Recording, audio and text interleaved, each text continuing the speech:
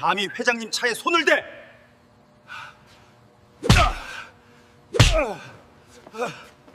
수행비서의 손이 그대로 날아왔습니다. 바닥에 쓰러진 26 정비사. 손에 쥔 건 낡은 아기 사진 한 장. 피투성이가 된 채 그가 겨우 입을 열었습니다. 이 사진 제 사진이에요. 그 한마디에 뒤늦게 도착한 여 회장의 숨이 멎었습니다. 25년 동안 죽은 줄 알았던 아들을 찾아 헤맨 어머니, 25년 동안 버림받은 줄 알고 살아온 아들. 같은 사진을 쥐고 마주 선 두 사람. 도대체 이들 사이에 무슨 일이 있었던 걸까요?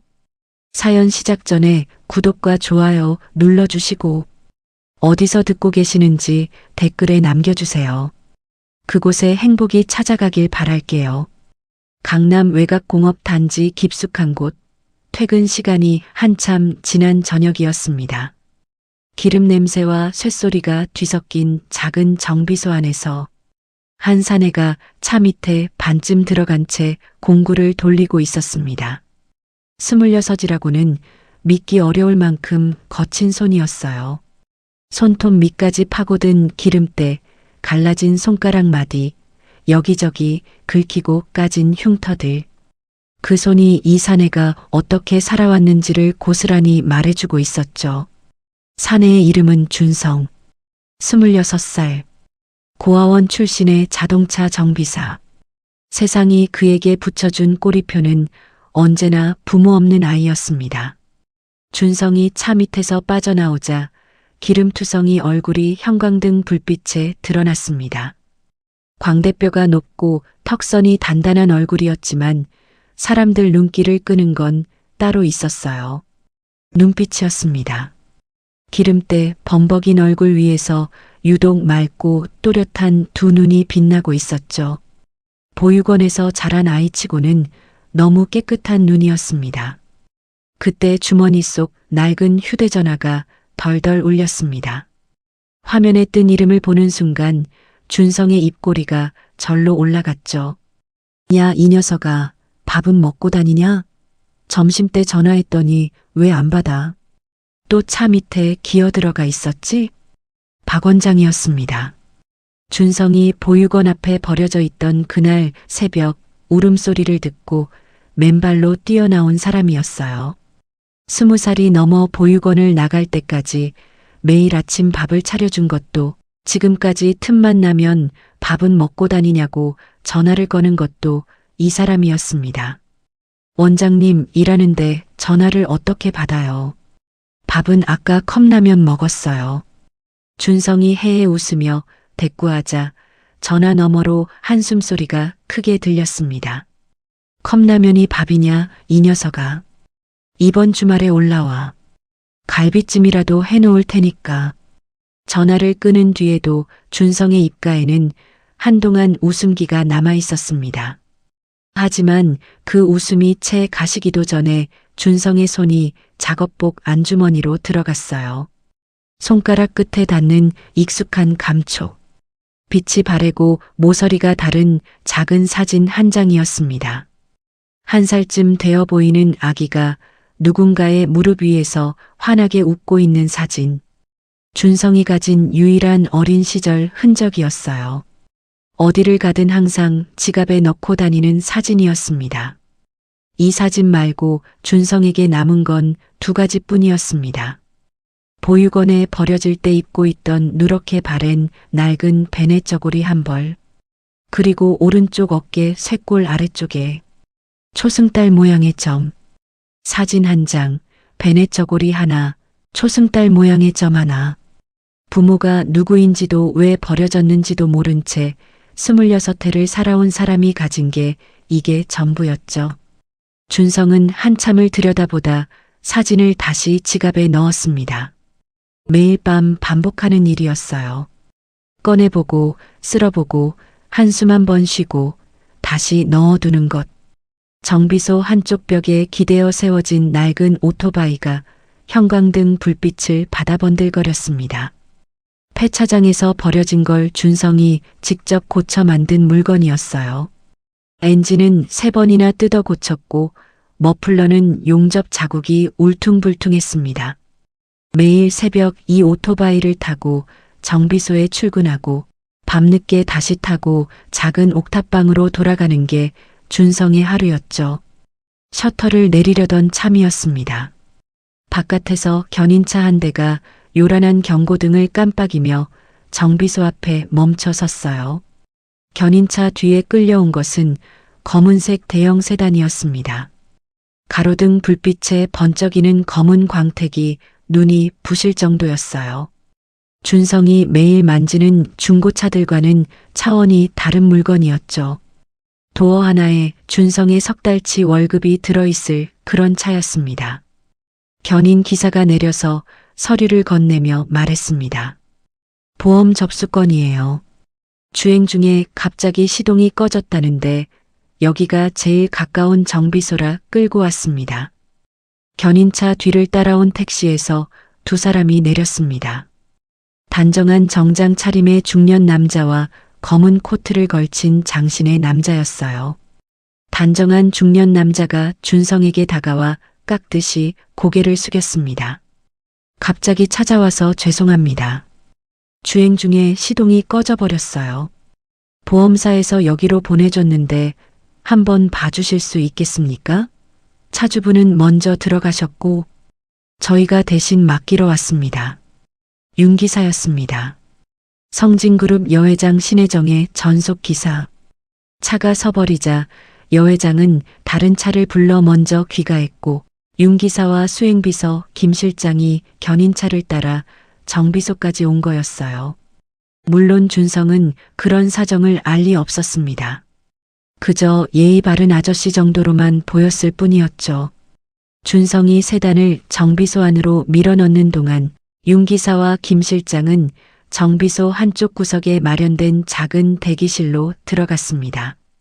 플라스틱 의자 2개와 오래된 정수기가 전부인 좁은 공간이었어요. 준성은 세단의 실내 점검을 시작했습니다. 운전석에 올라타 계기판 버튼을 하나하나 눌러보고 배선 상태를 확인했어요. 조수석 쪽 배선까지 봐야 할 것 같아서 수납함을 열었습니다. 서류 몇 장 사이에 작은 가죽 상자가 하나 보였어요. 검은 가죽 위에 금색 이니셜이 새겨져 있었고 꽤 오래된 듯 모서리가 달아 있었습니다. 배선을 보려면 상자를 옆으로 치워야 했어요. 상자를 집어드는 순간 뚜껑이 벌어졌습니다. 완전히 잠겨 있지 않았던 거죠. 안에 작은 아기 옷 조각이 가지런히 접혀 있었고 그 옆에 사진 한 장이 놓여 있었어요. 준성의 손이 멈췄습니다. 1살쯤 되어 보이는 아기. 누군가의 무릎 위에서 환하게 웃고 있는 사진. 준성은 그 사진을 들고 몇 초간 숨을 쉬지 못했습니다. 뭔가 이상했어요. 아기의 자세, 배경, 옷, 표정. 가슴속 어딘가에서 알 수 없는 진동이 올라왔습니다. 준성은 사진을 한 손에 쥔 채 다른 손으로 작업복 안주머니를 더듬었습니다. 지갑 안에 있는 자기 사진을 꺼냈어요. 2장을 나란히 들었습니다. 차 안에 공기가 사라진 것 같았습니다. 귀가 먹먹해질 만큼 심장 소리가 크게 울렸어요. 같은 아기였습니다. 같은 배경, 같은 표정, 같은 각도, 같은 옷. 준성의 사진은 모서리가 닳고 기름 자국까지 묻어 있었지만 지금 손에 든 사진은 누군가 오랜 세월 소중하게 보관해 온 듯 깨끗한 상태였어요. 같은 사진의 다른 한 장이었습니다. 준성의 손끝이 부들부들 떨리기 시작했습니다. 사진을 쥔 손에 힘이 들어가는 걸 느꼈지만 멈출 수가 없었어요. 뭐야? 이 사진 내 사진이랑 똑같잖아. 차 안에서 혼자 중얼거린 말이었습니다. 아무에게도 하는 말이 아니었어요. 하지만 목소리가 떨리고 있었습니다. 그 말을 들은 사람이 있었습니다. 대기실에서 커피를 들고 나오던 윤 기사였어요. 준성이 사진 2장을 들고 떨리는 목소리로 중얼거리는 게 귀에 박힌 겁니다. 윤 기사의 발이 멈췄습니다. 손에 든 종이컵이 미세하게 흔들렸어요. 30년 가까이 여 회장 곁을 지켜온 사람이었습니다.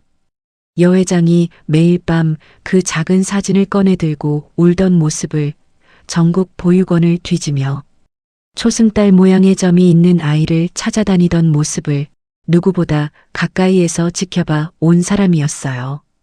그 사진이 뭘 의미하는지 윤 기사가 모를 리 없었죠. 윤 기사는 종이컵을 내려놓고 떨리는 손으로 휴대전화를 꺼냈습니다. 여 회장에게 전화를 걸었어요. 회장님, 지금 당장 정비소로 오셔야 할 것 같습니다. 그 사진이요. 윤 기사의 목소리가 떨리고 있었습니다. 30년간 한 번도 흔들린 적 없는 이 사람의 목소리가 갈라지고 있었어요. 그 전화 소리를 대기실 안에서 듣고 있던 사람이 있었습니다.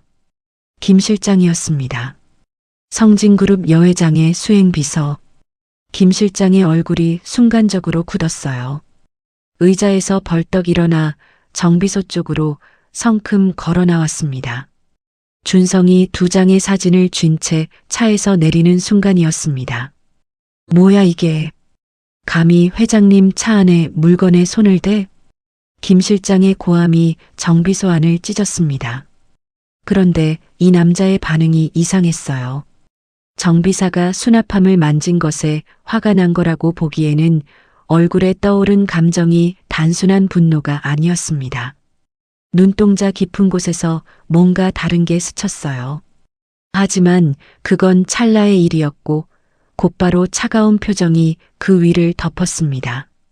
김 실장이 준성의 멱살을 움켜잡았습니다. 말이 채 끝나기도 전에 주먹이 턱을 가격했어요.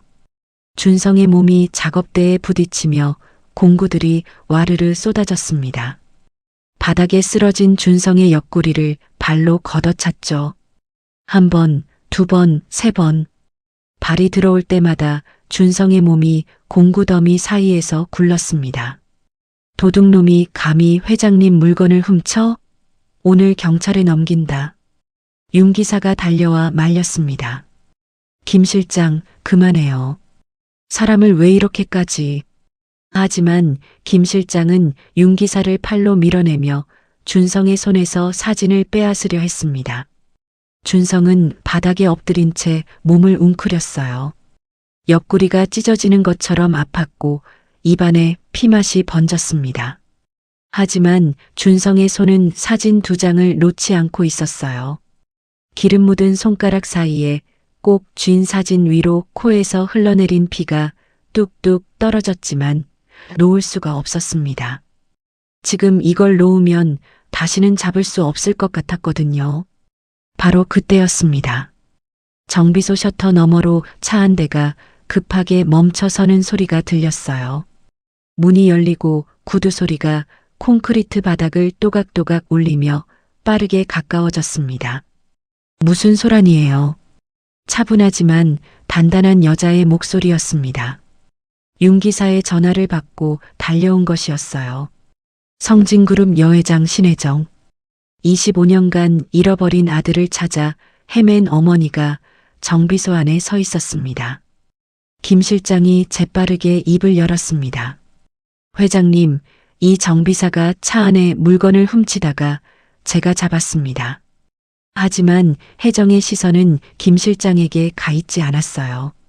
바닥에 쓰러져 피를 흘리고 있는 준성에게, 그리고 준성의 손에 꼭 쥐어진 그 사진에 눈이 꽂혀 있었습니다. 준성이 피투성이 얼굴을 들어 올렸습니다. 터진 입술 사이로 갈라진 목소리가 새어나왔어요. 이 아기 사진 내 거랑 똑같아요. 그 한마디가 떨어지는 순간 정비소 안에 모든 소리가 사라진 것 같았습니다. 형광등이 지직거리는 소리마저 들리지 않았어요. 혜정의 입술이 파르르 떨렸습니다. 무언가 말을 하려는 듯 입이 벌어졌다 닫히기를 반복했지만 끝내 아무 소리도 나오지 않았어요.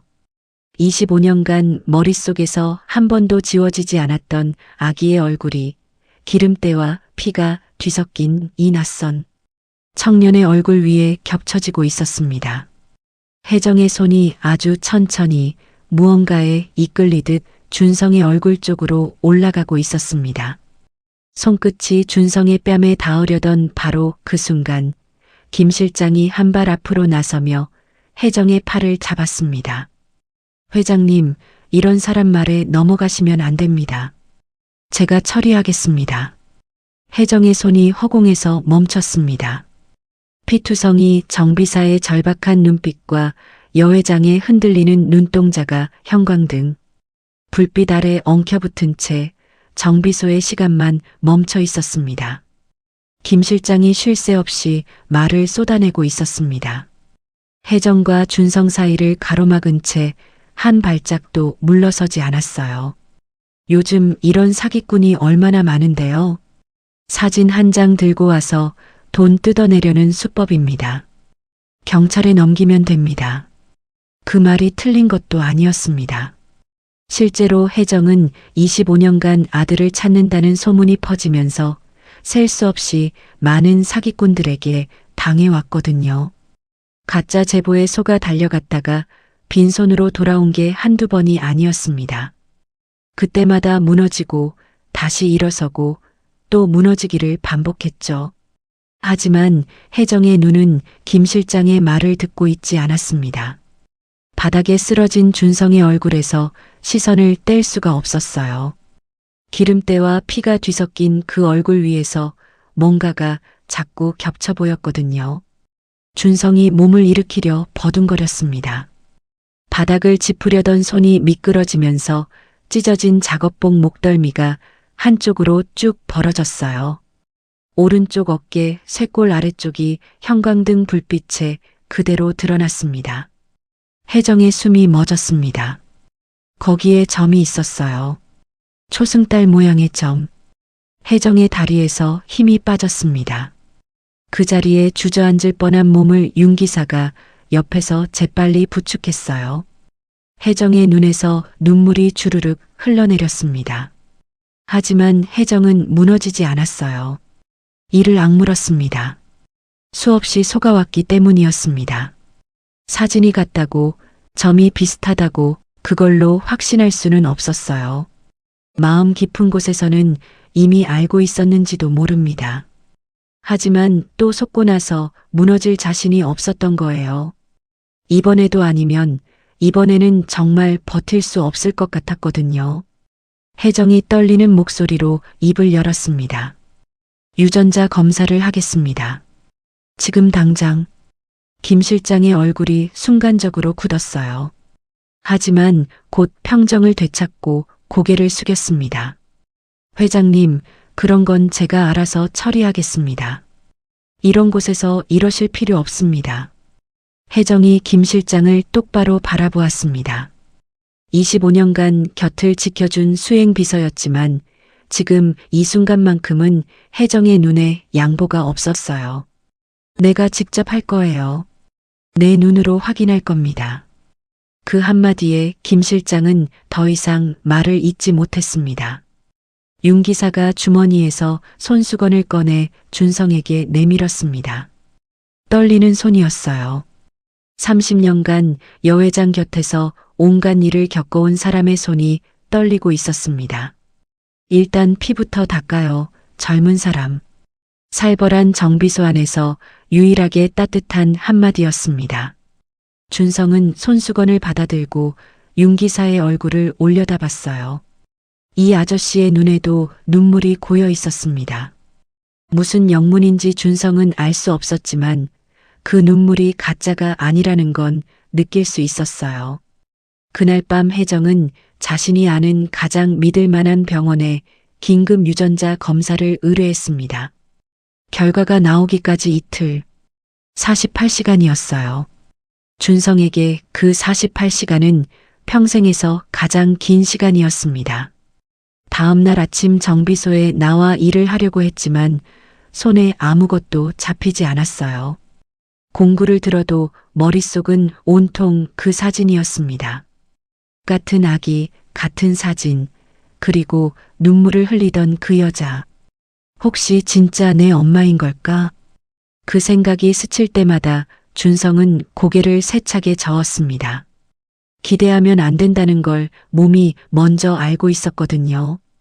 보육원에서 자란 아이는 그런 걸 일찍 배웁니다. 기대하면 아프다는 거. 희망이 크면 클수록 무너졌을 때 더 깊은 구덩이에 빠진다는 거. 그래서 준성은 차라리 아니길 바랬어요. 아니면 아닌 대로 지금처럼 살면 되니까. 기름때 묻히고 공구 돌리고 컵라면 먹고 옥탑방에서 잠들면 되니까. 하지만 밤이 되면 달랐습니다. 옥탑방 바닥에 누워 천장을 보다가 결국 지갑을 꺼냈어요. 사진을 들고 어두운 천장에 대고 올려다보았습니다. 그날 정비소에서 본 사진이 자꾸 머릿속에 겹쳐졌어요.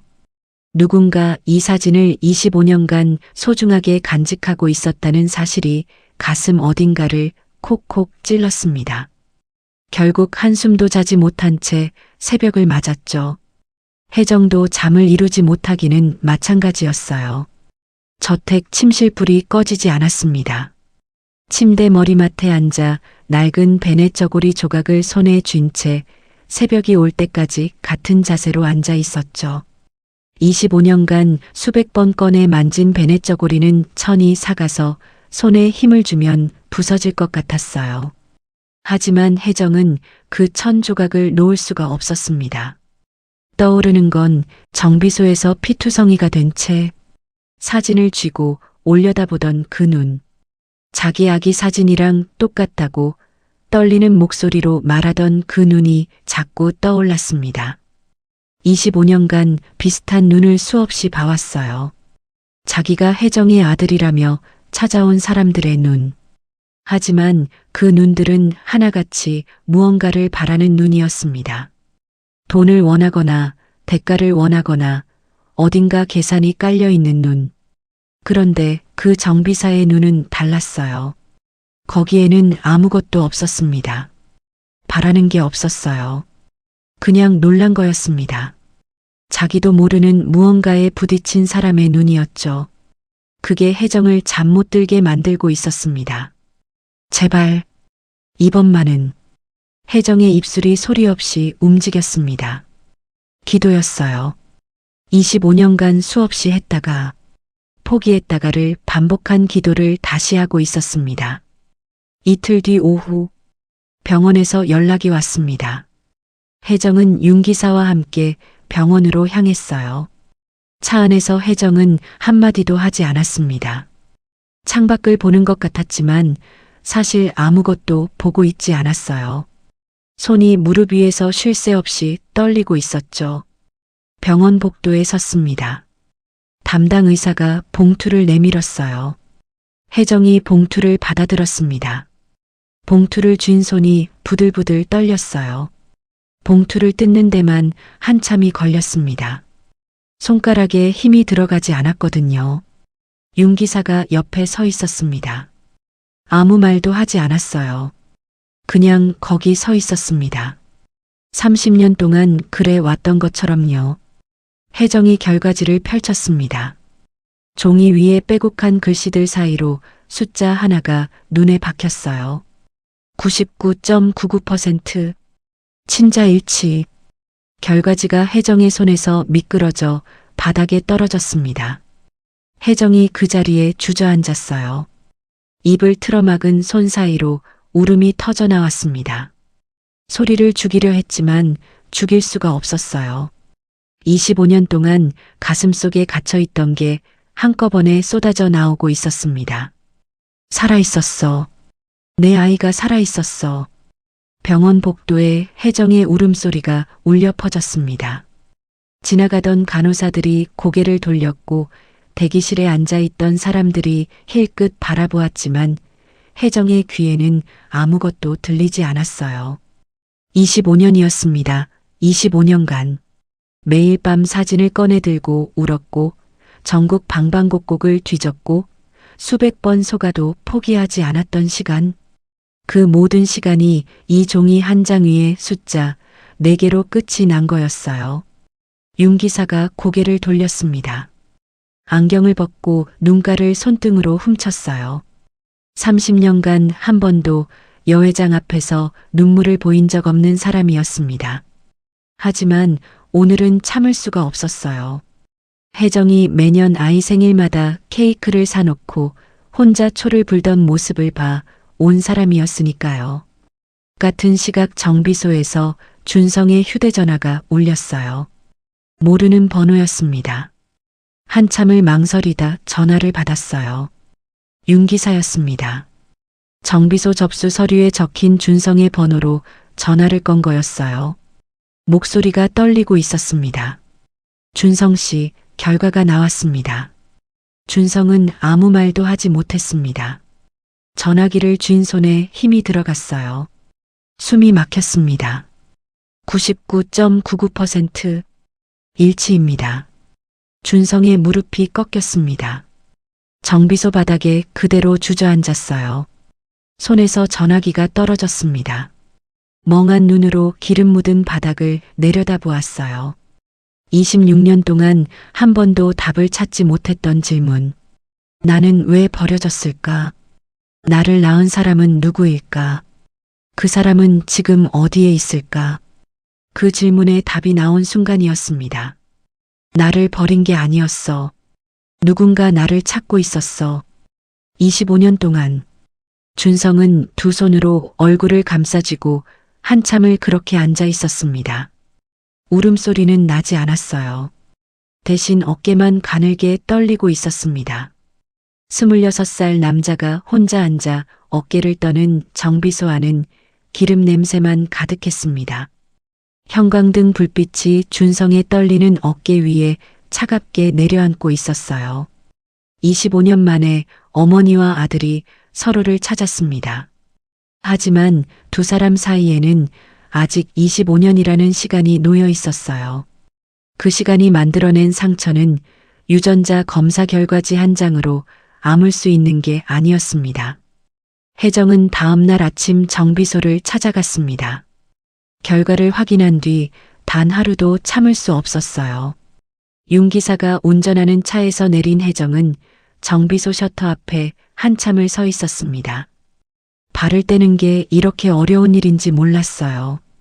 25년간 이 순간만을 바라며 살아왔는데 막상 아들이 저 안에 있다고 생각하니 다리가 움직이지 않았습니다. 만나서 뭐라고 해야 할지도 몰랐어요. 미안하다고 해야 할지, 보고 싶었다고 해야 할지, 그 어떤 말도 25년을 담기에는 턱없이 모자랐거든요. 셔터 안에서 공구 소리가 들렸어요.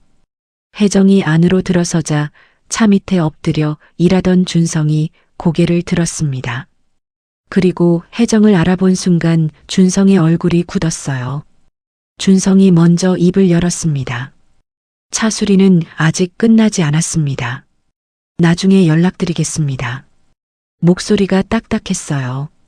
사흘 전 정비소에서 사진을 쥐고 떨던 그 사람과는 전혀 다른 사람 같았습니다. 마치 벽을 세운 것처럼 차가운 목소리였죠. 혜정은 준성의 그 태도에 당황하지 않았어요. 오히려 예상하고 있었습니다. 25년이라는 시간이 만든 상처가 어떤 건지 혜정도 알고 있었으니까요. 혜정이 조용히 말했습니다. 검사 결과 들었죠? 25년 전에 잃어버린 내 아이가 맞다고 나왔어요. 준성의 손에 들린 공구가 미세하게 떨렸어요. 하지만 준성은 고개를 돌리지 않았습니다. 차 밑으로 다시 들어가려는 것처럼 몸을 낮추며 말했어요. 저는 부모 없이 자랐습니다. 26년 동안요. 갑자기 나타나서 아들이라고 하면 제가 어떻게 해야 되는 건지 모르겠습니다. 준성의 목소리가 갈라지고 있었습니다. 딱딱하게 굳히려고 하는데 자꾸 금이 갔어요. 혜정은 준성에게 모든 걸 이야기했습니다. 25년 전 그날 밤에 무슨 일이 있었는지. 비가 쏟아지던 밤이었어요. 혜정과 남편 그리고 1살배기 아들이 탄 차가 고속도로에서 미끄러졌습니다. 빗길의 타이어가 수막 현상을 일으켜 중앙 분리대를 들이받았어요. 남편은 그 자리에서 숨졌습니다. 혜정은 뒷좌석에서 카시트에 앉은 아이를 감싸 안은 채 의식을 잃었어요. 사고 현장에 가장 먼저 도착한 사람은 남편의 친동생 강철진이었습니다. 성진그룹 부회장. 형이 죽었다는 소식을 듣고 달려온 것이었죠.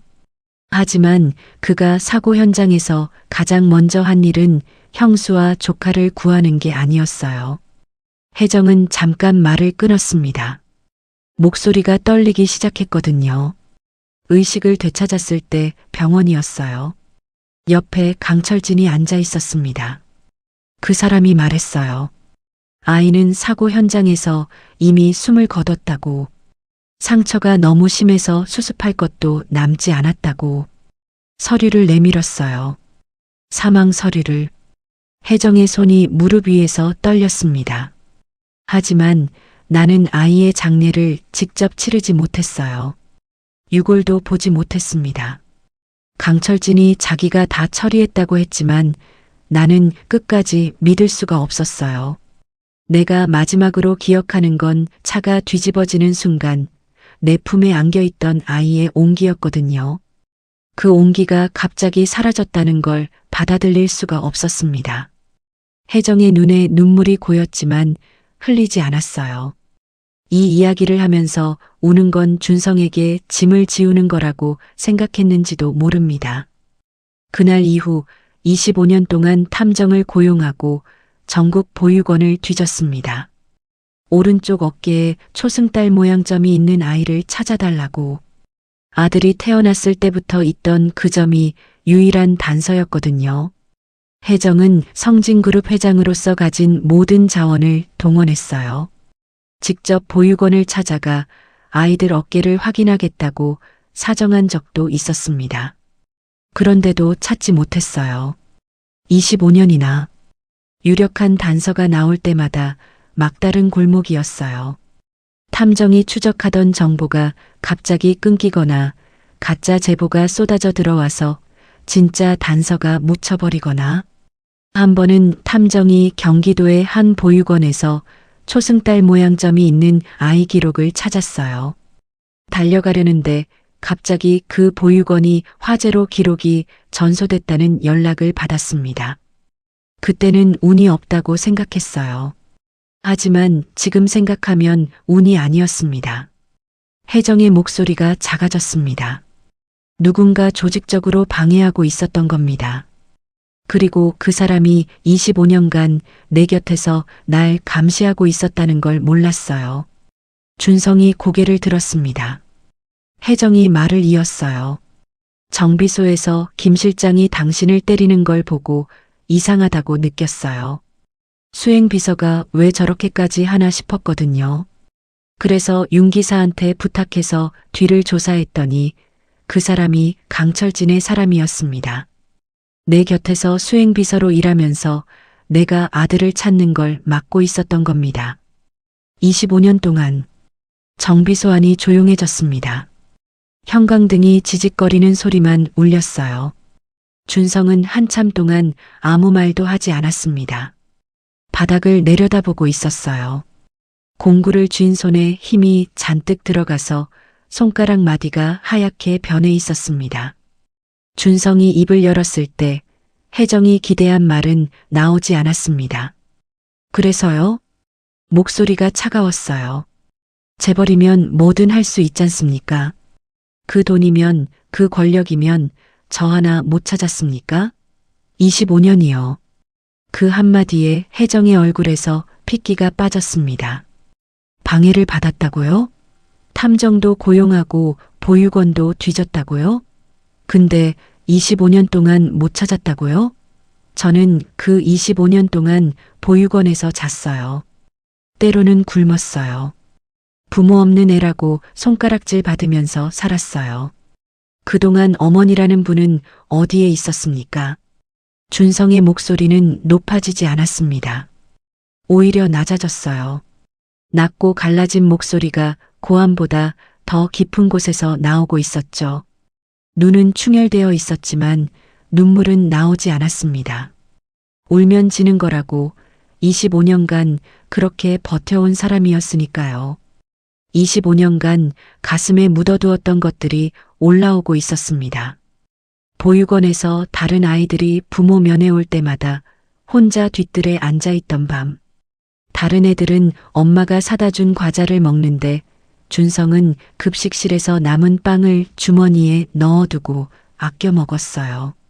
입양 갈 뻔하다가 번번이 무산되면서 자기한테 뭔가 문제가 있나 보다고 생각했던 날. 세 번째 입양이 취소됐을 때 원장님이 울면서 미안하다고 했는데 준성은 그때 이미 울지 않았습니다. 15살 생일에 아무도 축하해주지 않아서 혼자 편의점 삼각김밥을 먹으며 울었던 그 새벽. 그런 시간이 25년이었습니다. 유전자 검사 결과지 한 장으로 없었던 일이 될 수 있는 게 아니었어요. 혜정은 아무 변명도 하지 못했습니다. 고개를 숙였어요. 할 말이 없어서가 아니었습니다. 준성의 말이 맞았기 때문이었어요. 방해를 받았다는 건 사실이지만 그래도 찾지 못한 건 결국 자기 탓이라고 혜정은 생각하고 있었거든요. 25년 동안 그렇게 자기를 탓하며 살아왔습니다. 아이를 지키지 못한 것도 찾지 못한 것도 전부 자기 잘못이라고. 그래서 준성의 분노 앞에서 한마디도 할 수가 없었어요. 그 분노를 받을 자격조차 자기에게 있는지 모르겠다고 생각했으니까요. 준성이 공구를 작업대 위에 내려놓았습니다. 조용히 하지만 단호하게 말했어요. 죄송합니다.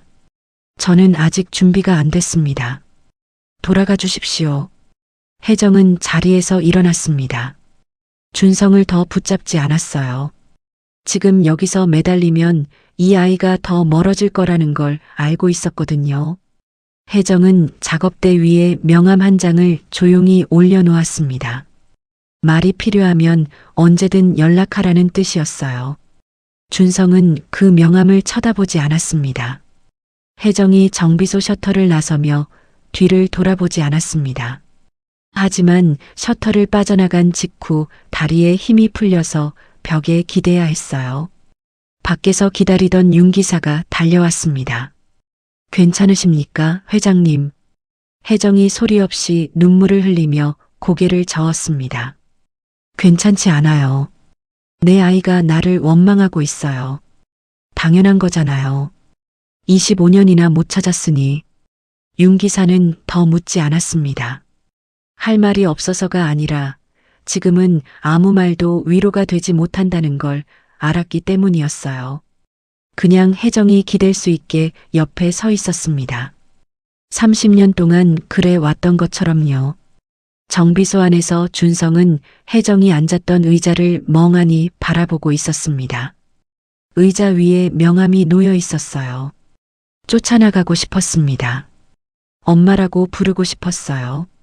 하지만 몸이 움직이지 않았습니다. 25년간 혼자였던 사람은 누군가에게 기대는 법을 모릅니다. 기대면 무너질 것 같았거든요. 그리고 무너지고 나서 또 혼자가 되면 그때는 진짜 일어설 수 없을 것 같았습니다. 준성은 공구를 다시 집어들었습니다. 아무것도 고칠 게 없는데 공구를 쥐고 있었어요. 손에 뭐라도 쥐고 있어야 버틸 수 있을 것 같았습니다. 형광등 불빛 아래 혼자 남은 준성의 그림자가 기름 묻은 바닥 위에 길게 누워 있었어요. 혜정이 돌아간 뒤 준성은 이틀 동안 아무하고도 말을 하지 않았습니다. 정비소에 출근은 했지만 일이 손에 잡히지 않았어요. 차 밑에 들어가도 공구를 들지 않았고 전화가 와도 받지 않았습니다. 박 원장이 3번이나 전화를 걸었지만 준성은 한 번도 받지 않았어요. 사흘째 되는 날 저녁이었습니다. 정비소 셔터가 반쯤 내려간 틈으로 낯익은 운동화가 보였어요. 투박한 운동화에 구겨진 바지, 그리고 기어이 여기까지 올라온 사람. 박 원장이었습니다. 경기도에서 여기까지 버스를 3번 갈아타고 온 거였어요. 손에는 비닐봉지가 하나 들려 있었습니다. 안에 김밥 2줄과 식혜 두 캔이 들어 있었죠. 이 녀석아, 전화를 왜 안 받아? 죽었나 살았나 확인이라도 해야 할 거 아니냐? 박 원장이 투덜거리며 셔터 밑으로 들어왔습니다. 하지만 준성의 얼굴을 보는 순간 투덜거림이 멈췄어요. 이틀간 잠을 못 잔 게 뻔한 얼굴이었거든요. 충혈된 눈, 푹 꺼진 볼, 면도도 하지 않은 턱. 보육원에서 가장 힘든 시절에도 이런 얼굴은 하지 않았던 아이였습니다. 박 원장은 아무 말 없이 비닐봉지를 작업대 위에 올려놓고 준성 옆에 앉았습니다. 좁은 작업대 앞 낡은 의자 두 개에 나란히 앉았어요. 한참 동안 아무도 말이 없었습니다. 형광등이 지직거리는 소리만 정비소 안을 채우고 있었죠. 박 원장은 준성이 먼저 말을 꺼낼 때까지 기다렸어요. 25년 동안 이 아이를 키우면서 배운 게 하나 있다면 준성은 재촉하면 입을 닫는 아이라는 거였습니다. 준성이 먼저 입을 열었습니다. 원장님, 그 여자 사람이 찾아왔었어요. 박 원장은 이미 알고 있었습니다. 윤 기사가 며칠 전 보육원으로 연락을 해왔거든요. 25년 전 보육원 앞에 버려진 아기가 성진그룹 여회장의 아들이었다는 것. 유전자 검사 결과가 일치했다는 것. 박 원장은 그 전화를 받고 한참을 말을 잇지 못했습니다. 준성이 고개를 숙인 채 말을 이었어요. 그 사람이 25년 동안 찾아다녔다고 하더라고요. 누가 방해해서 못 찾았다고. 근데 저는 그게 어떻게 받아들여지질 않아요. 재벌인데 25년 동안 못 찾았다는 게. 준성의 목소리가 떨렸습니다. 분노인지 서러움인지 본인도 모르는 것 같았어요. 박 원장은 한참을 듣고만 있었습니다. 그리고 입을 열기 전에 길게 숨을 한번 내쉬었어요. 무거운 숨이었습니다. 25년 동안 가슴에 묻어두었던 걸 꺼내야 하는 사람의 숨이었죠. 준성아. 박 원장의 목소리가 달라져 있었습니다. 평소에 투박하고 거친 잔소리 목소리가 아니었어요. 나지막하고 조심스러운 준성이 한 번도 들어보지 못한 목소리였습니다. 너 보육원 앞에 버려졌을 때 기억나냐? 내가 너를 발견한 그 새벽. 준성이 고개를 들었습니다. 그때 내가 입고 있던 베넷 저고리에 핏자국이 묻어 있었어. 아기 피가 아니었어. 어른 피였어. 누군가 피를 흘리면서까지 너를 꼭 감싸 안았던 거야. 준성의 눈이 커졌습니다. 박 원장이 말을 이었어요. 그게 누구 피였겠냐? 너를 버린 사람의 피가 아니야. 너를 지키려고 한 사람의 피야. 준성의 입술이 파르르 떨렸습니다. 말이 목구멍에 걸려서 나오지 않았어요. 머릿속에서 혜정이 했던 말이 떠올랐어요. 차가 뒤집어지는 순간 아이를 품에 안고 있었다는 말. 의식이 나가면서도 놓지 않았다는 말. 그 이야기와 박 원장의 말이 하나로 맞물리는 순간이었습니다. 그 피가 그 사람 피였구나. 준성의 목소리가 갈라졌어요. 아무도 대답하지 않았지만 대답이 필요 없었습니다. 박 원장이 눈을 내리깔며 말했습니다. 25년 동안 이걸 왜 말 안 했냐고 물을 거지. 차마 못했어.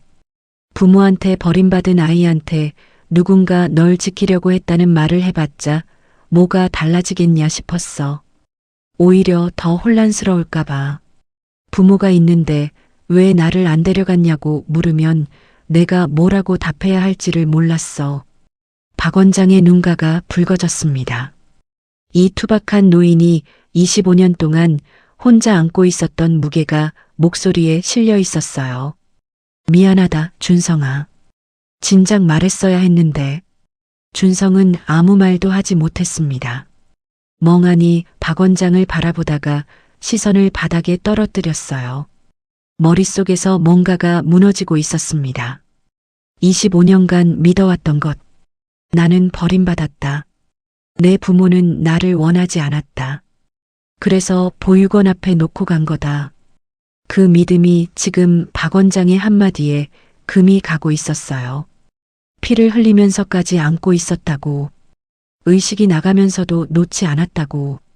그 사람이 지금 날 찾아온 사람이라고. 준성의 눈시울이 뜨거워졌습니다.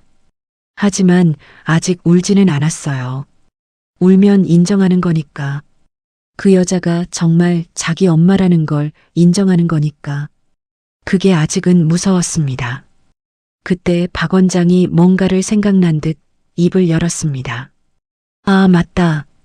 들어올 때 셔터 앞에 상자가 하나 놓여 있던데. 가져왔어. 박 원장이 옆에 내려놓았던 종이 상자를 준성 앞으로 밀었습니다. 크지 않은 택배 상자 크기였어요.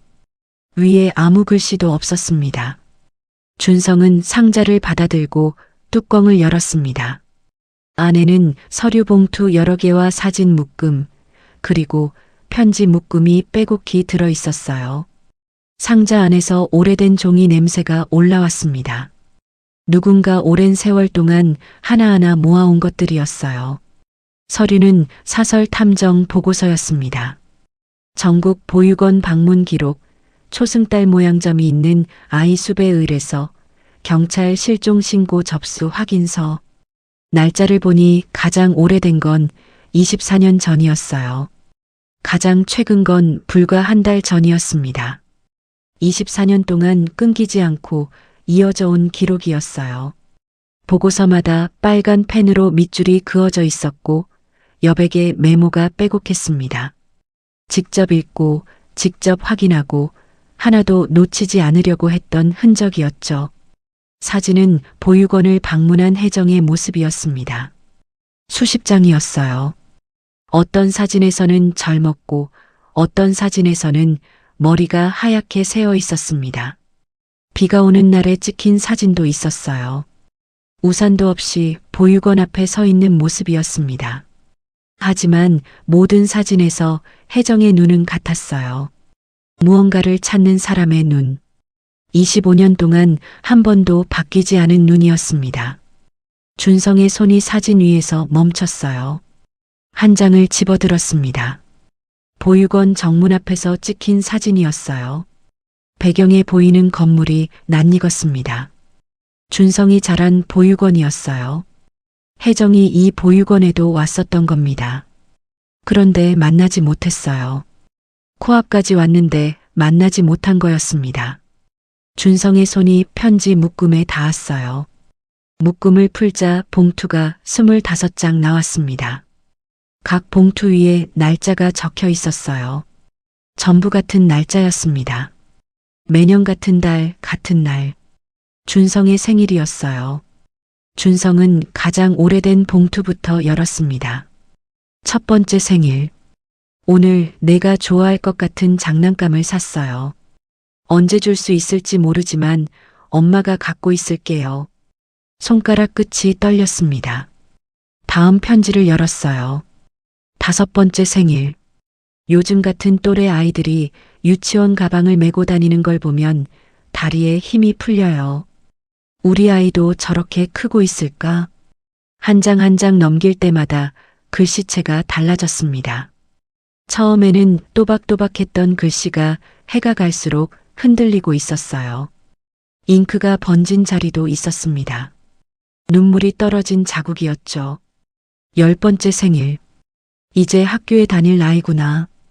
어디서 뭘 하고 있니? 밥은 먹고 다니는 거니? 20번째 생일. 엄마를 원망해도 좋아요. 그래도 제발 살아만 있어다오.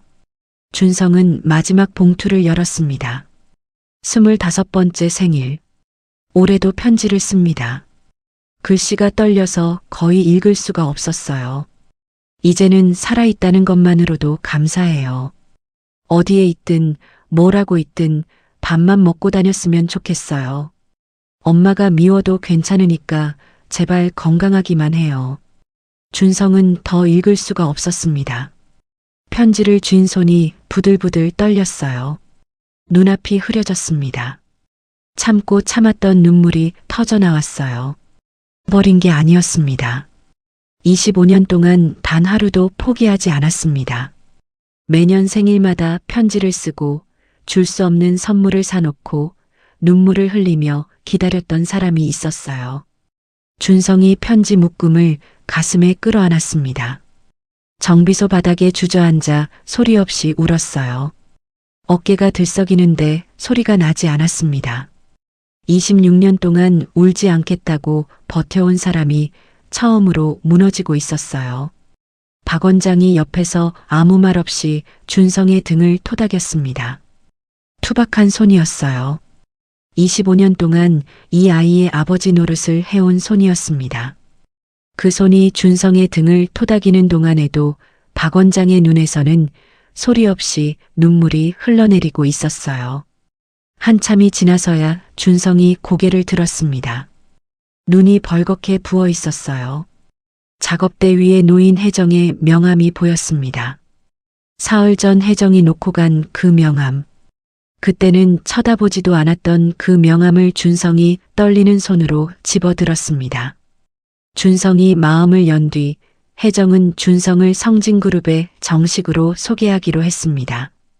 이사회에서 공식 발표를 하기로 한 날짜까지 잡혔어요. 25년 만에 돌아온 아들. 그 소식이 그룹 내부에 조용히 퍼지기 시작했습니다. 그 소식을 들은 사람이 있었어요. 강철진이었습니다. 성진그룹 부회장 사무실. 강철진은 책상 앞에 앉아 한참을 움직이지 않았습니다. 손에 들린 보고서에는 유전자 검사 결과와 이사회 일정이 적혀 있었어요. 읽고 또 읽었지만 글씨가 눈에 들어오지 않았습니다. 손가락 끝이 미세하게 떨리고 있었어요. 두려움이었습니다. 평생 형의 그늘에서 살다가 형이 죽고 나서야 손에 넣은 이 자리. 25년간 쌓아 올린 모든 게 무너지기 직전이었습니다. 25년 전 빗길에서 형이 죽던 그 밤. 사고 현장에서 조카를 빼돌려 보육원 앞에 버린 것. 위조한 사망 서류를 형수에게 건넨 것. 김 실장을 심어 25년간 수색을 방해한 것. 그 모든 게 드러나기 직전이었습니다. 그때 사무실 문이 열렸어요. 김 실장이었습니다. 혜정의 곁에서 쫓겨난 뒤 강철진에게 매달리고 있던 김 실장은 얼굴이 반쯤 망가져 있었어요. 정비소에서 준성을 폭행한 것, 25년간 수색을 방해한 것. 수사가 시작되면 자기도 끝이라는 걸 알고 있었습니다. 두 사람의 이해관계는 하나로 맞아떨어졌어요. 혜정과 준성이 이사회에 서는 순간 둘 다 끝입니다. 강철진이 입을 열었습니다. 25년 전이랑 똑같이 하면 돼. 사고로 처리하면 아무도 모른다. 김 실장이 고개를 끄덕였습니다. 이사회 당일 새벽이었습니다. 아직 해가 뜨기 한참 전 저택 지하 주차장은 어둡고 조용했어요. 김 실장이 주차장으로 들어왔습니다. 수년간 수행비서로 일하면서 익혀둔 경비 교대 시간과 비상구 위치를 이용한 거였어요. 혜정의 차 밑으로 기어 들어간 김 실장은 브레이크 라인을 교묘하게 손상시켰습니다. 완전히 끊지는 않았어요. 주행 초반에는 멀쩡하다가 속도가 붙으면 서서히 압력이 빠지도록 만든 거였습니다. 고속도로에 올라간 뒤에야 브레이크가 안 먹히는 걸 알게 되는 구조였죠. 작업을 마치고 주차장을 빠져나가는 김 실장의 뒤로 미세한 기름 자국이 바닥에 남았습니다. 김 실장은 그걸 확인하지 못했어요. 아침이 밝았습니다. 혜정이 이사회에 참석하기 위해 먼저 출발했어요. 윤 기사가 차를 몰았습니다. 준성은 자기 오토바이를 타고 따로 출발하기로 했어요. 혜정이 같이 가자고 했지만 준성은 오토바이로 따라가겠다고 했습니다. 대신 출발 전에 저택에 들르기로 했어요. 혜정이 이사회용 정장을 준비해 놓았거든요. 평생 작업복만 입어온 아들한테 정장 하나 입혀서 보내고 싶었던 거죠. 준성이 저택 주차장에 도착했을 때 혜정의 차는 이미 떠난 뒤였습니다. 오토바이를 세우고 헬멧을 벗는데 발밑에 뭔가가 보였어요. 기름 자국이었습니다. 보통 사람이라면 그냥 지나쳤을 거예요. 주차장 바닥에 기름 자국쯤이야 흔한 일이니까요. 하지만 준성은 정비사였습니다. 매일 차 밑에 들어가 기름과 부품을 만지는 사람이었어요. 이 자국이 엔진 오일인지 미션 오일인지 브레이크 오일인지 색깔과 점도만 봐도 구분할 수 있었습니다. 브레이크 오일이었어요. 준성의 눈빛이 달라졌습니다. 자국을 따라 고개를 숙이고 걸었어요. 자국은 혜정의 차가 주차되어 있던 자리까지 이어져 있었습니다. 그 끝에 작은 부품 조각이 떨어져 있었어요. 준성이 조각을 집어들었습니다. 브레이크 라인의 일부였어요. 잘린 면이 매끄러웠습니다. 저절로 떨어진 게 아니었어요. 칼이나 공구로 일부러 잘라낸 단면이었습니다.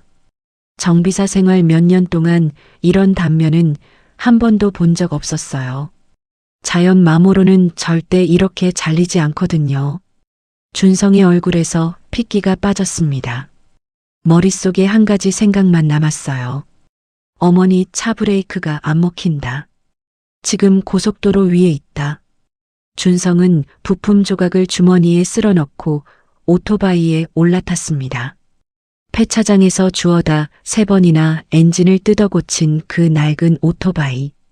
시동을 걸자 거친 배기음이 주차장에 울렸어요. 손이 떨렸습니다. 하지만 두려워서 떠는 게 아니었어요. 25년 만에 찾은 사람을 또 잃을 수는 없었습니다. 이번에는 지킬 수 있습니다. 이번에는 내가 갈 수 있습니다. 준성이 주차장을 뛰쳐나갔습니다. 도로 위에 차들 사이를 비집고 달렸어요. 빨간 신호도 무시했습니다. 죽어도 상관없었어요. 지금 이 순간 저 고속도로 위에 어머니가 브레이크 없는 차를 타고 달리고 있었으니까요. 고속도로 진입로에 올라탔을 때 속도계는 이미 한계를 넘어가고 있었습니다. 낡은 엔진이 비명을 질렀어요. 바람이 얼굴을 때렸지만 느낄 겨를이 없었습니다. 고속도로 위, 윤 기사는 이상한 걸 느끼고 있었습니다. 브레이크 페달을 밟는데 반응이 점점 느려지고 있었거든요. 처음에는 착각인가 싶었어요. 2번째 밟았을 때도 감각이 이상했습니다. 3번째 밟았을 때 확신으로 바뀌었어요. 페달이 바닥까지 쑥 들어갔습니다. 내리막 구간이었어요. 페달을 끝까지 밟았습니다. 아무 반응이 없었어요. 윤 기사는 30년 경력의 기사였습니다. 하지만 이런 상황은 한 번도 겪어본 적 없었어요. 윤 기사의 얼굴이 하얗게 질렸습니다. 회장님, 브레이크가 안 먹힙니다. 뒷좌석의 혜정이 고개를 들었어요. 윤 기사의 목소리에서 30년간 한 번도 들어본 적 없는 공포가 묻어 있었습니다. 혜정이 앞좌석 등받이를 잡았어요. 손가락 마디가 하얗게 변할 만큼 꽉 쥐었습니다. 차 속도가 올라가기 시작했어요. 계기판 바늘이 오른쪽으로 미끄러지듯 올라갔습니다. 100km, 120km. 앞에 커브가 보였습니다. 커브 너머는 가드레일이었고 가드레일 너머는 낭떠러지였어요. 윤 기사가 핸들을 꽉 잡았습니다. 이를 악물고 기어를 낮추며 엔진 브레이크라도 걸어보려 했지만 속도가 이미 너무 붙어 있었어요. 바로 그때였습니다. 뒤에서 거친 배기음이 들려왔어요. 100m 뒤에서 낡은 오토바이 한 대가 미친 듯이 달려오고 있었습니다. 준성이었어요. 준성은 차 옆으로 바짝 붙었습니다. 바람에 몸이 찢어질 것 같았지만 핸들을 놓지 않았어요. 운전석 창문 너머로 윤 기사의 눈이 보였습니다. 하얗게 질린 눈이었어요. 준성이 소리쳤습니다. 오른쪽으로 꺾으세요. 가드레일에 비벼서 세워요. 윤 기사는 한순간도 망설이지 않았습니다. 고개를 끄덕이고 핸들을 오른쪽으로 돌렸어요. 준성이 오토바이를 차체 오른쪽 뒤 팬더에 바짝 갖다 대고 몸을 기울였습니다. 차와 오토바이가 동시에 가드레일 쪽으로 밀려갔어요. 쇳소리가 귀를 찢었습니다. 차체가 가드레일에 부딪히며 불꽃이 튀었어요. 철판이 긁히는 굉음이 고속도로 위를 가득 채웠습니다. 가드레일이 휘어지면서 차의 속도가 조금씩 줄어들었어요. 하지만 아직 멈추지 않았습니다. 오토바이가 가드레일과 차 사이에 끼었습니다. 준성의 몸이 오토바이에서 튕겨나가며 아스팔트 위를 굴렀어요. 한 바퀴, 두 바퀴, 작업복이 찢겨나가고 피부가 아스팔트에 깎여나갔습니다. 하지만 차는 멈추고 있었습니다. 가드레일에 차체가 걸린 채 끼이익 소리를 내며 속도가 죽어가고 있었어요. 그리고 마침내 멈췄습니다. 커브 끝 낭떠러지 30m 앞에서 윤 기사가 떨리는 손으로 문을 열고 뛰어나왔습니다. 혜정이 뒷좌석에서 비틀거리며 내렸어요. 아스팔트 위에 준성이 쓰러져 있었습니다. 작업복이 찢겨나갔고 팔과 다리에서 피가 흘러나오고 있었어요. 오토바이는 가드레일에 끼어 찌그러져 있었습니다. 폐차장에서 주워다 3번이나 고쳐 타던 그 오토바이가 이번에는 진짜 끝이 난 거였어요. 하지만 준성은 의식이 있었습니다. 피투성이인 얼굴을 들어 혜정을 바라보았어요. 갈라진 입술 사이로 목소리가 새어나왔습니다. 이제 찾았으니까 다시는 손 놓지 않겠습니다. 혜정이 아스팔트 위에 무릎을 꿇고 준성을 끌어안았습니다. 검은 정장 위로 준성의 피가 번졌지만 혜정은 개의치 않았어요. 오히려 더 꽉 안았습니다. 놓으면 또 사라질까봐. 25년 전 그 밤처럼 눈을 뜨면 아이가 없을까봐. 입을 틀어막고 울었습니다. 윤 기사가 피투성이인 채로 떨리는 손으로 119에 전화를 걸었습니다. 목소리가 갈라져서 제대로 말이 되지 않았어요. 사람 살려주세요. 고속도로에서 사고가 났습니다. 우리 회장님 아드님이 다쳤어요. 제발 빨리 와주세요. 30년간 혜정을 지켜온 사람이 처음으로 회장님 아드님이라는 말을 입에 올린 순간이었습니다. 그 5글자를 말하는 윤 기사의 눈에서 눈물이 흘러내렸어요.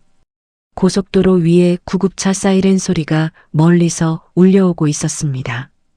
찌그러진 오토바이 옆에서 어머니가 아들을 안고 울고 늙은 기사가 전화기를 쥔 채 서 있는 그 장면 위로 사이렌 소리가 점점 가까워지고 있었어요.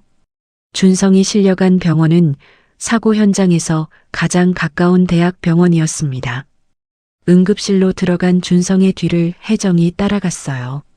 하지만 수술실 앞에서 막혔습니다. 보호자분은 여기서 기다려주세요. 간호사가 문을 닫았어요.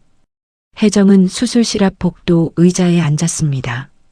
무릎 위에 놓인 두 손이 쉴 새 없이 떨리고 있었어요. 검은 정장 위에 준성의 피가 아직 마르지 않은 채 번져 있었습니다. 닦을 생각도 못했어요. 닦고 싶지도 않았습니다. 혜정은 눈을 감고 입술을 깨물었어요. 제발 이번에는 돌아와야 해요. 윤 기사가 자판기에서 종이컵 하나를 들고 왔습니다. 혜정 앞에 조용히 내려놓았어요. 혜정은 쳐다보지도 않았습니다. 윤 기사는 아무 말 없이 옆에 앉았어요. 이마에 붙인 반창고 위로 핏기가 비치고 있었지만 자기 상처는 신경도 쓰지 않는 얼굴이었습니다. 2시간이 지났습니다. 시계 초침 소리가 복도에 울렸어요. 혜정은 한 번도 자리에서 일어나지 않았습니다. 화장실도 가지 않았고 물도 마시지 않았어요. 수술실 문에서 눈을 떼면 무슨 일이 생길 것 같았거든요. 수술실 문이 열렸습니다. 의사가 나왔습니다. 생명에는 지장 없습니다. 팔과 다리에 골절과 찰과상이 심하지만 내부 장기 손상은 없어요. 많이 아프겠지만 회복할 수 있습니다. 혜정이 의자에서 미끄러지듯 무릎을 꿇었어요. 두 손으로 얼굴을 감싸고 소리 없이 울었습니다. 감사합니다라는 말이 나오질 않았어요. 목구멍이 꽉 막혀서 숨만 헐떡거렸습니다. 윤 기사가 혜정의 어깨를 잡고 일으켜 세웠어요. 괜찮다고 합니다, 회장님. 괜찮대요. 윤 기사의 목소리도 떨리고 있었습니다.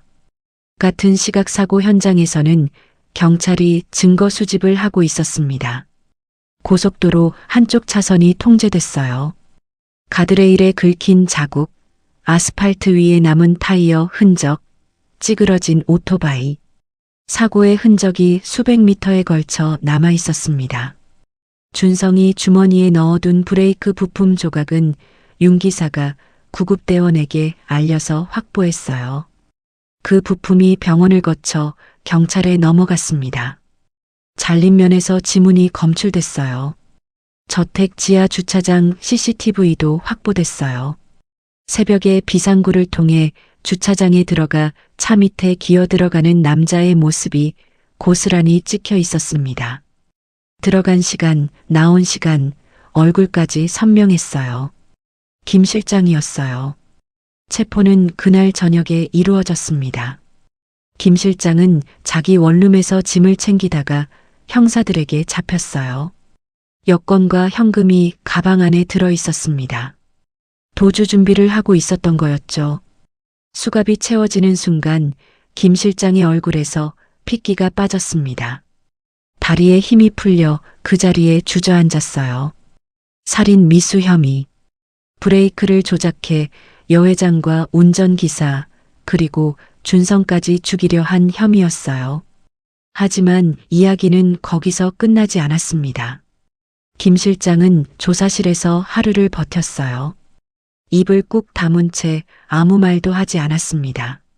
하지만 이틀째 되는 날 형사가 한마디를 던졌어요. 지금 입 다물고 있으면 살인 미수 단독범으로 당신 혼자 다 뒤집어 쓰는 거 알죠? 시킨 사람이 있으면 지금 말하는 게 본인한테 유리합니다. 김 실장의 눈이 흔들렸어요. 강철진의 얼굴이 떠올랐을 겁니다. 자기가 수갑을 차고 여기 앉아 있는 동안 강철진은 부회장 사무실에서 아무 일 없다는 듯 앉아 있겠죠. 그 인간은 늘 그랬으니까요. 시킬 때는 자기 사람이라고 하고 일이 터지면 모르는 사람이 되는 인간. 25년간 충성했지만 돌아온 건 늘 그랬습니다. 더러운 일은 김 실장이 했고 결과는 강철진이 가져갔어요. 이번에도 그럴 거였습니다. 혼자 뒤집어 쓰고 혼자 썩을 거였어요. 김 실장의 이가 갈렸습니다. 저 혼자 한 게 아닙니다. 그 한마디가 나오자 나머지는 물이 터진 것처럼 쏟아졌어요. 브레이크 조작을 지시한 사람이 강철진이라는 것. 25년 전 교통사고 현장에서 한살배기 조카를 빼돌려 보육원에 버린 것도 강철진이라는 것. 이유는 하나였어요. 형이 죽으면 그룹의 후계자는 형의 아들인 조카가 됩니다. 조카가 살아있는 한강철진의 친아들에게는 그룹이 돌아갈 수 없었어요. 그래서 조카를 없앤 겁니다. 자기 아들에게 성진그룹의 모든 것을 물려주기 위해서 아이의 사망 서류를 위조해서 형수에게 건넨 것도 강철진이라는 것. 그리고 자기가 25년간 혜정의 곁에서 아들 찾기를 방해해 온 것 역시 강철진의 지시였다는 것. 25년간 숨겨져 있던 진실이 조사실 안에서 한꺼번에 터져 나왔습니다. 형사들도 입을 다물지 못했어요. 25년 전 사건부터 현재의 살인 미수까지 하나의 줄로 깨어지는 범죄였으니까요. 조서가 수십 장이 넘어갔습니다. 강철진의 체포는 다음 날 아침이었어요. 부회장 사무실에서 평소처럼 서류를 보고 있던 강철진의 앞에 형사 2명이 나타났습니다. 비서가 막으려 했지만 형사가 영장을 들이밀자 비서의 손이 멈췄어요. 강철진은 놀라지 않았습니다. 오히려 체념한 사람의 표정이었어요. 안경을 벗어 천천히 책상 위에 내려놓고 자리에서 일어났습니다. 25년간 언젠가는 올 거라고 생각했던 순간이 마침내 온 거였죠. 수갑이 채워졌습니다. 형사들에게 양팔을 잡힌 채 복도를 걸어나가는 강철진의 뒷모습은 쓸쓸했어요. 복도 양쪽에 늘어선 직원들이 고개를 돌렸지만 아무도 말을 걸지 않았습니다. 엘리베이터 앞에서 강철진이 멈췄어요. 고개를 살짝 돌려 뒤를 바라보았습니다. 부회장 사무실 문이 아직 열려 있었어요. 그 안에 형의 사진이 걸려 있는 게 보였습니다. 강철진의 입에서 누구에게도 들리지 않을 만큼 작은 목소리가 새어나왔어요. 형은 나한테 한 번도 동생이라고 불러준 적 없어. 그 한마디 속에 담긴 건 변명이 아니었습니다. 25년간 가슴에 묻어두었던 쓸쓸함이었어요. 형에게 평생 인정받지 못했던 한 남자의 비틀어진 삶이 그 한 문장에 전부 들어 있었습니다. 악인이었습니다. 용서받을 수 없는 일을 저질렀어요. 한 살배기 조카를 보육원에 버리고 형수를 25년간 속이고 끝내 죽이려고까지 한 사람. 하지만 그 마지막 한마디는 듣는 사람의 가슴을 복잡하게 만들었습니다. 누군가에게 인정받고 싶었을 뿐인 남자가 가장 잘못된 길을 택한 거였으니까요. 엘리베이터 문이 닫혔어요. 강철진의 모습이 사라졌습니다. 며칠 뒤 병원. 준성은 침대에 누워 있었습니다. 온몸에 붕대가 감겨 있었고 왼팔에는 깁스가 올라가 있었어요. 하지만 눈은 맑았습니다. 침대 옆에 혜정이 앉아 있었어요. 과일을 깎다 말고 준성의 얼굴만 바라보고 있었습니다. 병실 문이 벌컥 열렸어요. 숨을 헐떡이며 뛰어들어온 사람은 박 원장이었습니다. 경기도에서 또 버스를 3번 갈아타고 온 거였어요. 손에는 역시 비닐봉지가 들려 있었습니다. 박 원장이 침대 앞에 서서 준성을 내려다보았어요. 이 녀석아. 목소리가 갈라졌습니다. 몸이 하나밖에 없는데 어디다 갈아 끼울 것도 아니고.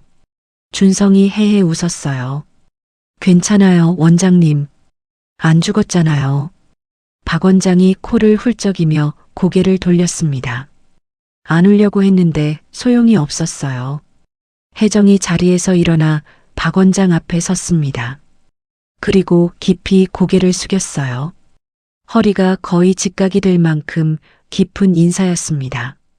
25년간 제 아들을 지켜주셔서 감사합니다. 박 원장이 당황해서 손을 내저었어요. 아이고, 이러지 마세요, 회장님. 감사는요, 그냥 우리 준성이가 착한 놈이라 그렇지. 박 원장은 그렇게 말하면서도 눈물을 멈출 수가 없었어요. 25년간 혼자 키운 아이였습니다. 새벽에 울음소리를 듣고 뛰어나가 안아올린 그 아기. 첫 이유식을 먹이고 기저귀를 갈고 열이 나면 밤새 이마에 수건을 올려주고 학교에 보내고 친구 없다고 울면 달래주고 장학금 받으면 누구보다 기뻐하던 사람. 그 아기가 이렇게 커서 누군가를 지키려고 제 몸을 던지는 사람이 됐다는 게 대견하면서도 가슴이 아팠어요. 혜정이 고개를 들고 박 원장의 눈을 바라보았습니다. 두 사람의 시선이 만났어요. 한 사람은 준성을 낳은 어머니였고 한 사람은 준성을 키운 아버지였습니다. 말이 필요 없었어요. 25년이라는 시간이 만들어낸 두 개의 사랑이 이 좁은 병실 안에서 처음으로 만나고 있었습니다. 침대 위에서 준성이 두 사람을 번갈아 바라보았어요. 한쪽 눈이 부어서 잘 보이지 않았지만 두 사람의 얼굴은 선명하게 보였습니다. 준성의 입가에 작은 미소가 번졌어요. 아팠지만 아프지 않았습니다. 모든 폭풍이 지나간 뒤였습니다. 준성이 퇴원한 건 사고가 나고 3주가 지나서였어요. 왼팔 깁스는 아직 풀리지 않았고 다리를 절뚝거렸지만 준성은 병원에 더 있기 싫다고 했습니다. 혜정이 저택으로 가자고 했어요. 넓은 방에 좋은 침대, 간호사도 붙여주겠다고. 하지만 준성은 고개를 저었습니다. 옥탑방으로 갈게요.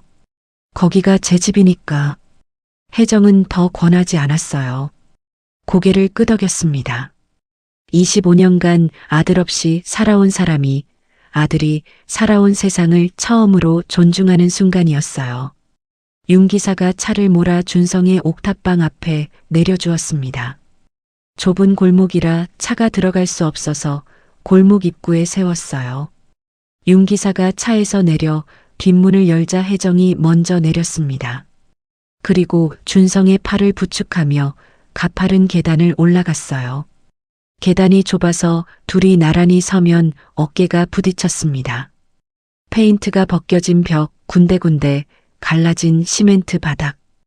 혜정의 구두굽이 낡은 계단에 걸릴 때마다 준성이 팔을 내밀었어요. 깁스한 팔이 아닌 쪽으로요. 혜정이 괜찮다며 웃었습니다. 재벌 여회장이 이런 계단을 올라가는 모습은 누가 봐도 어울리지 않았지만 혜정의 발걸음에는 망설임이 없었어요. 옥탑방 문을 열었습니다. 혜정은 문 앞에서 멈칫했어요. 좁았습니다. 혜정의 저택 화장실보다 작은 방이었어요. 한쪽 벽에 작은 싱크대와 가스레인지가 붙어 있었고 반대편에 이불이 개켜져 있었습니다. 옷은 벽에 박은 못에 걸려 있었어요. 옷장이 없었거든요. 작업복 2벌과 낡은 점퍼 하나가 전부였습니다. 구석에 양철 상자가 하나 놓여 있었어요. 준성이 베넷 저고리와 사진을 보관하던 그 상자였습니다. 창문 하나가 있었어요. 거기서 바깥을 내다보면 옆 건물 옥상과 빨래줄이 보였습니다. 여름이면 덥고 겨울이면 추운, 비가 오면 천장에서 물이 새는 그런 방이었을 거예요. 준성이 살아온 세상이 이 방 안에 전부 들어 있었습니다. 혜정의 눈시울이 뜨거워졌지만 울지 않았습니다. 여기서 울면 이 방을 부끄러워하라는 뜻이 되니까요. 아들이 살아온 곳을 함부로 불쌍하게 보면 안 된다는 걸 혜정은 알고 있었어요. 이 좁은 방에서 혼자 밥 먹고 혼자 잠들면서도 올바르게 자란 아이를 낳은 사람이니까요. 대신 혜정은 싱크대 앞에 섰어요. 뭐 하세요? 준성이 물었습니다. 밥 해줄게. 혜정이 앞치마를 둘러맸습니다. 저택에서 가져온 게 아니었어요. 싱크대 옆에 걸려있던 준성의 낡은 수건을 허리에 둘렀습니다. 냉장고를 열었어요. 컵라면 3개, 계란 1판, 된장 1통, 대파 몇 줄기. 그게 전부였습니다. 혜정은 그걸로 밥을 짓기 시작했어요. 쌀통에 쌀이 조금 남아 있었습니다. 씻어서 밥솥에 넣었어요. 된장찌개를 끓였습니다. 물을 넣고 된장을 풀고 대파를 썰어 넣었어요. 계란 프라이도 부쳤습니다. 후라이팬이 낡아서 계란이 한쪽에 달라붙었어요. 뒤집개로 떼어내다가 노른자가 터졌습니다. 혜정이 작게 한숨을 쉬었어요. 하지만 버리지 않았습니다. 터진 노른자 그대로 접시에 담았어요. 손놀림이 서툴렀습니다. 대파를 써는 칼질이 고르지 않았고 된장을 너무 많이 넣어서 한번 덜어내기도 했어요. 성진그룹 회장이 부엌에서 밥을 해본 적이 언제였겠어요. 저택에는 요리사가 3명이나 있었고 혜정이 직접 부엌에 선 건 아마 수십 년 만이었을 겁니다. 하지만 혜정의 얼굴에는 준성이 한 번도 본 적 없는 표정이 떠 있었어요. 처음 만났을 때의 날카로운 기품도 병원에서의 불안한 눈물도 아니었습니다. 그냥 밥을 해주는 엄마의 얼굴이었어요. 된장찌개가 보글보글 끓었습니다. 좁은 옥탑방 안에 찌개 냄새가 퍼졌어요. 준성은 바닥에 앉아서 그 냄새를 맡았습니다. 태어나서 처음 맡아보는 냄새는 아니었어요. 보육원에서도 된장찌개는 먹었고 혼자 살면서도 끓여 먹었습니다. 하지만 오늘은 달랐어요. 누군가가 자기만을 위해 끓여준 찌개 냄새. 그게 이렇게 다른 건지 준성은 몰랐습니다. 혜정이 밥상을 차렸어요. 밥상이라고 해봤자 바닥에 놓은 작은 접이식 탁자였습니다. 밥 1공기, 된장찌개 1냄비, 노른자 터진 계란 프라이 2개, 대파 넣은 간장. 화려한 건 하나도 없었어요. 하지만 혜정은 그 접이식 탁자 위에 반찬을 놓으면서 25년간 꿈꿔왔던 일을 하고 있었습니다. 아들한테 밥을 차려주는 것. 준성이 숟갈을 들었습니다. 찌개를 한 숟갈 떠서 입에 넣었어요. 된장이 좀 짰습니다. 대파가 고르게 썰리지 않아서 어떤 건 크고 어떤 건 작았어요. 세상에서 가장 서툰 된장찌개였습니다. 하지만 준성은 숟갈을 내려놓지 못했어요. 눈물이 밥그릇 위로 뚝뚝 떨어졌습니다. 참으려고 했는데 참을 수가 없었어요. 컵라면에 뜨거운 물을 부어 혼자 먹던 밤이 떠올랐습니다. 편의점 삼각김밥으로 끼니를 때우던 새벽이 떠올랐어요. 누군가 자기를 위해 부엌에 서서 밥을 해줬다는 것. 서툴어도 어설퍼도 자기만을 위해 찌개를 끓여줬다는 것. 박 원장도 밥을 해줬었어요. 하지만 그건 아버지의 밥이었습니다. 엄마가 해준 밥은 이게 처음이었어요. 그 처음이 준성의 벽을 완전히 무너뜨렸습니다. 혜정이 준성의 기름때 묻은 거친 손을 잡았어요.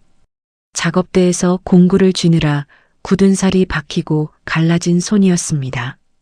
혜정이 그 손을 쓸어내리며 조용히 말했어요. 올바르게 자라주어서 고마워요. 준성이 고개를 숙인 채 눈물을 닦지 않았습니다. 닦을 필요가 없었어요. 엄마 앞에서는 울어도 되니까요. 26년 만에 처음으로 그걸 알았습니다. 혜정이 양철 상자에서 낡은 베넷 저고리를 꺼냈어요. 사가서 부서질 것 같은 그 천 조각을 무릎 위에 놓고 조심스럽게 쓸어내렸습니다. 25년 전 이 옷을 입고 있던 아기가 지금 자기 앞에 앉아 밥을 먹고 있었어요. 기름때 묻은 손으로 숟갈을 쥐고 서투른 된장찌개를 먹으며 울고 있었습니다.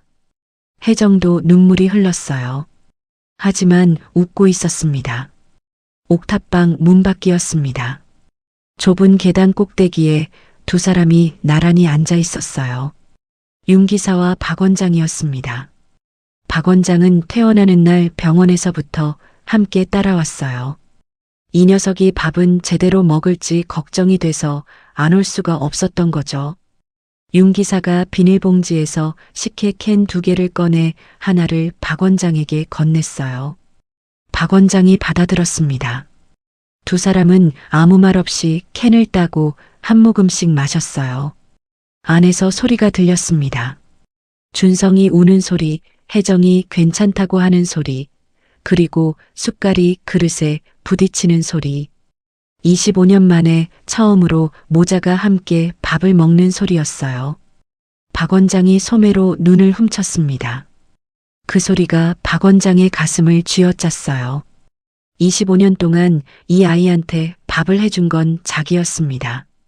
그런데 지금 저 안에서 울면서 밥을 먹는 소리를 들으니 자기가 해준 밥으로는 채울 수 없었던 게 있었다는 걸 알겠었어요. 서운한 게 아니었습니다. 그냥 다행이었어요. 이제 그 빈자리가 채워지니까. 윤 기사가 식혜를 한 모금 마시며 툭 던졌어요. 원장님도 우시네. 안 울어. 눈에 뭐가 들어간 거야? 박 원장이 코를 훌쩍이며 고개를 돌렸습니다. 윤 기사도 고개를 돌렸어요. 반대쪽으로요. 윤 기사의 눈가도 젖어 있었지만 그건 아무도 보지 못했습니다. 준성이 아까 회장님한테 저택 말고 여기로 가겠다고 했을 때요. 윤 기사가 나지막하게 말했어요. 회장님이 바로 그러겠다고 하시더라고요. 한마디도 안 하고 30년간 모셨는데 그런 표정은 처음 봤어요. 아들이 사는 곳이 어디든 거기로 가겠다는 표정이었어요. 박 원장이 식혜 캔을 내려놓으며 하늘을 올려다봤습니다. 옥탑방 너머로 노을이 번지고 있었어요. 하루가 끝나가는 하늘이 주황빛으로 물들어 있었습니다. 윤 기사가 덧붙였어요. 저택에 오시라고 하면 되는 건데 회장님은 그러지 않으셨어요. 이 좁은 계단을 구두 신고 올라오시면서도 한 번도 힘들다는 말을 안 하시더라고요. 박 원장이 고개를 끄덕였습니다. 그 마음을 알 것 같았거든요. 25년간 아이 곁에 없었던 어머니가 할 수 있는 건 아이가 살아온 세상을 있는 그대로 받아들이는 거였습니다. 화려한 저택으로 데려가는 게 아니라 이 좁은 옥탑방으로 찾아오는 것. 그게 혜정이 선택한 사랑의 방식이었어요. 옥탑방 안에서는 아직도 숟갈 소리가 들렸습니다. 준성이 어머니가 차려준 밥을 먹고 있었어요. 세상에서 가장 짠 된장찌개를, 세상에서 가장 서툰 밥상을, 세상에서 가장 따뜻한 밥을. 좁은 옥탑방 창문 너머로 노을이 번졌습니다. 25년간 멈춰있던 시간이 이 작은 방 안에서 다시 흐르기 시작했어요. 상처 입은 두 사람이 진짜 가족이 되어가는 묵직하고 따뜻한 저녁이었습니다. 세상에 끊어지지 않는 인연은 없다고들 하지만 포기하지 않는 마음 앞에서는 시간도 거짓도 이길 수 없었습니다. 오늘 이야기가 마음에 남으셨다면 구독과 좋아요 한 번씩만 부탁드릴게요. 더 좋은 이야기로 찾아오겠습니다.